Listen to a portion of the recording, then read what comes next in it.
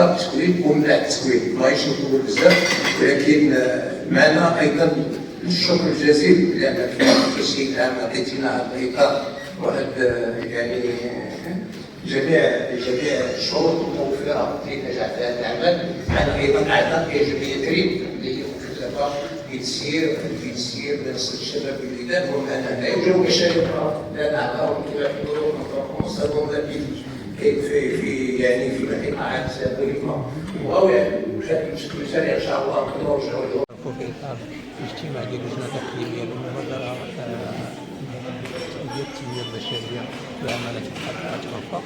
اليوم كما تعرفوا منصه الشباب اللي هي في المدينه القديمه بمنصه الشباب بالميدان اللي كتسيرها جمعيه كريم المبادرات اللي هي كتعمل على تشجيع خلق فرص الشغل ايضا تشجيع الشباب اللي عندهم افكار لخلق مقاولات او انشطه مديره للدخل، ودعم ايضا التعاونيات اللي كيبغوا يعملوا ايضا يعني انشطه مديره للدخل.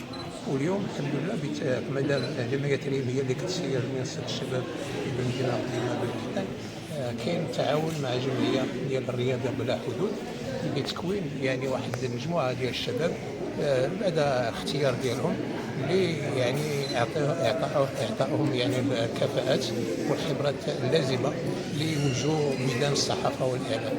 والحمد لله اليوم كما قلت هذا التكوين اللي دار تقريبا اكثر من 3 أشهر كيعطي لهم النتائج ديالو، وكيبقى العمل متواصل كما كنعرفوا. هو هذا العمل كما قلت مواكبه يعني حاملي المشاريع وعمل متواصل، وكان يعني كاين يعني تجربه هي تتراكم، ومنصه الشباب هذا هو الهدف ديالها تبقى مواصله معهم، لان كما كتعرفوا كاين بعض الخطات كيكونوا تعثرات ولكن الواحد كيستافد من هاد التجارب.